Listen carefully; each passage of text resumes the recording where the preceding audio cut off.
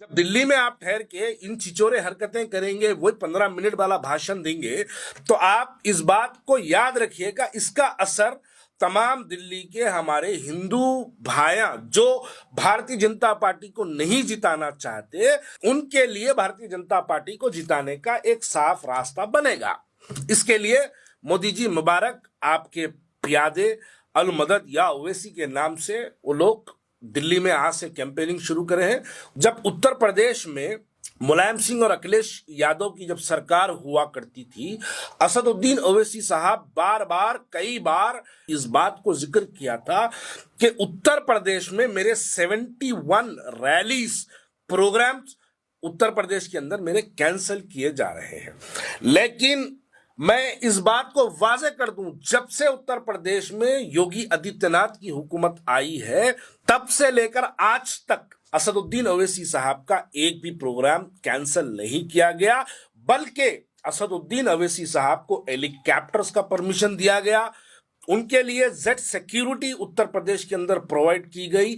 जब असदुद्दीन ओवैसी साहब का कैनवे उत्तर प्रदेश में जाता है, तो असदुद्दीन ओवैसी साहब के रास्ते के लिए ट्रैफिक को ब्लॉक कर दिया जाता है। क्यों?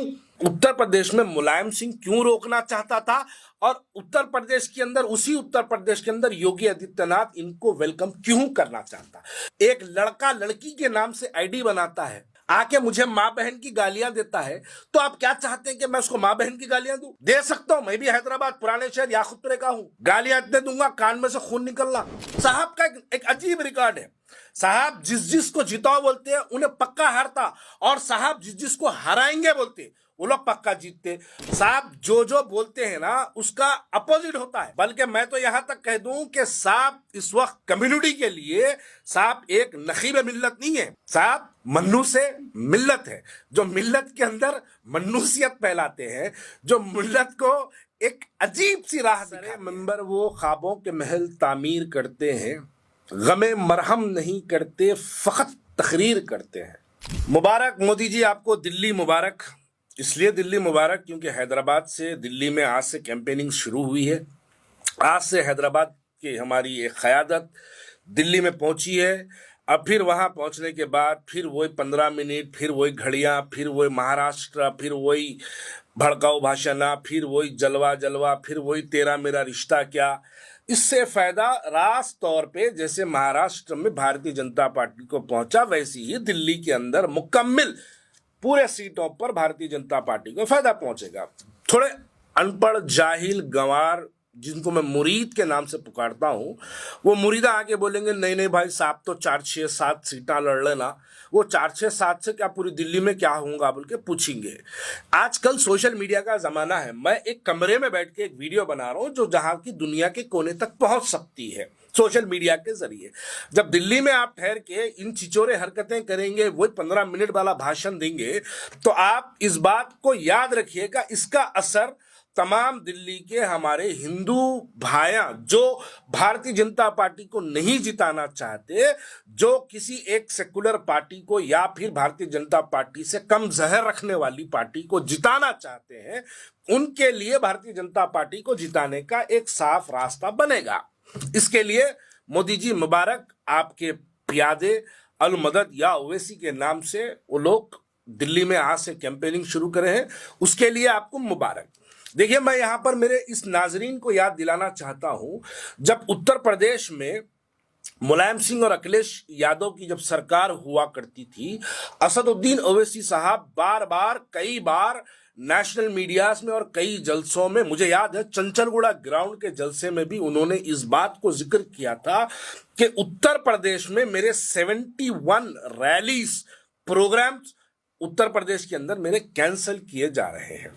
लेकिन मैं इस बात को वाजे कर दूं, जब से उत्तर प्रदेश में योगी आदित्यनाथ की हुकूमत आई है, छोटे फैंटा की जब से हुकूमत आई है, तब से लेकर आज तक असदुद्दीन ओवैसी साहब का एक भी प्रोग्राम कैंसिल नहीं किया गया, बल्कि असदुद्दीन ओवैसी साहब को हेलीकॉप्टर्स का परमिशन दिया गया, उनके लिए जेड सिक्योरिटी उत्तर प्रदेश के अंदर प्रोवाइड की गई।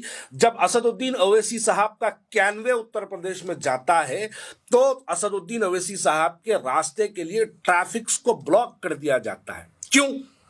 बताइए क्यों?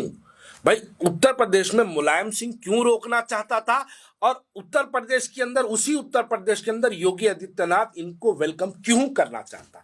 क्योंकि इनकी आमद और इनकी मौजूदगी दिखाकर भारतीय जनता पार्टी के जो नाराज वोटर्स हैं, उन वोटर्स को भारतीय जनता पार्टी के कोठे में डालने का काम असदुद्दीन ओवैसी साहब उत्तर प्रदेश के अंदर वैसी करे, महाराष्ट्र में वैसी करेंगे, वैसी करे हैं, और दिल्ली में वैसी करेंगे। ये इसी की वजह से यहां पे आते हैं। ये इसलिए भी करते हैं क्योंकि असदुद्दीन ओवैसी साहब अगर ये ना करे तो असदुद्दीन ओवैसी साहब का भी काम फिर आजम खान की तरह हो जाएगा, मुख्तार अंसारी की तरह हो जाएगा, अतीक अहमद की तरह हो जाएगा, अशरफ अहमद की तरह हो जाएगा। इनके ऊपर ईडी के रेड्स डाले जाएंगे, इनकम टैक्स की इंक्वायरीज बिठाई जाएगी, इनके प्रॉपर्टीज और इलीगल एसेट्स की इंक्वायरी की जाएगी। ये ना होने के लिए, ये ना करने के लिए असदुद्दीन ओवैसी साहब भारतीय जनता पार्टी को पूरे हिंदुस्तान में फिर फिर के जिताने का काम करते हैं। लेकिन ये बात जो सियासी शऊर रखने वाले लोग हैं, वो लोग ये बात को समझते हैं। अब आप देखिए, दिल्ली का इलेक्शन की कैंपेनिंग आज से शुरू करे हैं वो, तो इसके नतीजे क्या क्या निकलेंगे अब आप देखिए। मैं इससे पहले भी एक वीडियो में बोला, पिछली बार भी बोला, आप सबको ही हर किसी के बारे में वीडियोस बनाते हैं, तमाम जमात के पेड़ मुरीद हर किसी के बारे में वीडियो बनाते हैं। मैं बार बार बोला, राजा सिंह के बारे में बोल के दिखाओ। आपके हैदराबाद पार्लियामेंट्री कॉन्स्टिट्यूंसी में आने वाला एमएलए जिसका एमपी असदुद्दीन ओवैसी है, जो एमएलए दारुसलाम कॉन्स्टिट्यूंसी से कामयाब होता है, दारुसलाम एमआईएम का जो हेडक्वार्टर है, वो हेडक्वार्टर के अंदर कामयाब होने वाला बीजेपी का, भारतीय जनता पार्टी का एमएलए है। आप उसको नहीं रुका सकते। आप दिल्ली में जाके आप बीजेपी को रुकाने का दावा करते, आप महाराष्ट्र में जाके बीजेपी को जिताने का, बीजेपी को रुकाने का दावा करते, आप उत्तर प्रदेश में जाके बीजेपी को रुकाने का दावा करते, लेकिन आप यहां पर नहीं, उसके खिलाफ कैंडिडेट नहीं डालते। छोड़ो, कैंडिडेट्स के बारे में बहुत बार बोला, अरे अब क्या हुआ? कहां गई मर्दानगी आप लोगों की? उन्हें हुजूर अकरम सल्लल्लाहु अलैहि वसल्लम की शान में गुस्ताखी की बार बार कोशिशें करता है। पूरी एक असदुद्दीन ओवैसी के बारे में बोलने जाके पूरी कम्युनिटी के बारे में बोलता है। असदुद्दीन ओवैसी साहब, आपके पेड मुरीद सोशल मीडिया पे मेरे को आके मां बहन की गालियां देते, मेरे मॉर्फ वीडियोस बनाते हैं। अरे कोई सोशल मीडिया पे आके असदुद्दीन ओवैसी की डीपी लगा के एक लड़का लड़की के नाम से आईडी बनाता है, आके मुझे मां बहन की गालियां देता है, तो आप क्या चाहते हैं कि मैं उसको मां बहन की गालियां दूं? पलटा के उसको मैं मां बहन का जवाब दूं? दे सकता हूं, मैं भी हैदराबाद पुराने शहर याकुतपुरे का हूं, गालियां इतने दूंगा कान में से खून निकलना। लेकिन उसका मतलब ये नहीं है कि मैं, आप भड़काऊ बात कर रहे हैं तो मैं भी भड़काऊ बात करूं। लेकिन मॉर्फ वीडियो बना के एक नई छोचा कर दिए। अरे मैं उसके अंदर किसी मोहतरमा को बाजी भी बोला, वो भी डालो, वो वीडियो में है। अरे मोहतरमा असदुद्दीन ओवैसी की आप फोटो लगा के मां बहन की गालियां दे रही है, मोहतरमा तो नहीं हो सकती, या कोई पुट्टा ही होगा जो इनका सोशल मीडिया का कोई मुरीद का बेटा होगा। तो मैं उसको एक सरकास्टिक वे में बोला, तो इसका मतलब एक अलग निकाल दी दुनिया। खैर निकाल लो आप लोग, मैं बोलता रहूंगा। साहब का ये भी एक रिकॉर्ड है, सुनो मेरे वीडियो सुनने वाले लोग। केसीआर को जिताओ बोले, केसीआर हार गया। जगन को जिताओ बोले, जगन हार गया। बदरुद्दीन अजमल को जिताओ बोले, बदरुद्दीन अजमल हार गया। अख्तरुल ईमान को जिताओ बोले, अख्तरुल ईमान हार गया। इम्तियाज जलील को जिताओ बोले, इम्तियाज जलील हार गया। साबिर काबली वाले को गुजरात में जिताओ बोले, साबिर काबली वाला हार गया। सिकंदराबाद से मोटे को जिताओ बोले, सिकंदराबाद का मोटा हार गया। चेवल्ले से दुबले को जिताओ बोले, चेवल्ले का दुबला हार गया। निजामाबाद में वाइट वाले को जिताओ बोले, निजामाबाद का वाइट वालों वाला हार गया। वंचित बहुजन अगाड़ी को जिताओ बोले, वंचित बहुजन अगाड़ी हार गई। प्रकाश अंबेडकर को जिताओ बोले, प्रकाश अंबेडकर हार गया। उपेंद्र कुशवाहा को बिहार में जिताओ बोले, उपेंद्र कुशवाहा हार गया। ओम प्रकाश रहबर को जिताओ बोले, ओम प्रकाश रहबर हार गया। हद तो यह हो गई कि 2019 में कर्नाटक में कुमारा स्वामी को जिताओ बोले, उन्हें हार गया। 2023 में उसको हराओ बोले तो उन्हें जीत गया। साहब का एक अजीब रिकॉर्ड है। साहब जिस को जिताओ बोलते हैं उन्हें पक्का हारता, और साहब जिस को हराएंगे बोलते वो लोग पक्का जीतते। मोदी को हराएंगे बोले मोदी जीत जाता, योगी को हराएंगे बोले योगी जीत गया, देवेंद्र फडणवीस को हराएंगे बोले देवेंद्र फडणवीस हार गया, नीतीश कुमार को हराएंगे बोले नीतीश कुमार जीत गया, चंद्रबाबू नायडू को हराएंगे बोले चंद्रबाबू नायडू जीत गया, आरएसएस रेवंत अन्ना को हराएंगे बोले आरएसएस रेवंत अन्ना जीत गया। और खास बात यह है साहब की कि पार्लियामेंट में साहब बोले तुम बाबरी मस्जिद क्यों जो है वहां पर बाबरी मस्जिद का राम मंदिर मंदिर बना के दिखाओ, बोले राम मंदिर बन गई। साहब बोले तुम यूएपीए कानून लगा के दिखाओ, बोले यूएपीए कानून लग गया।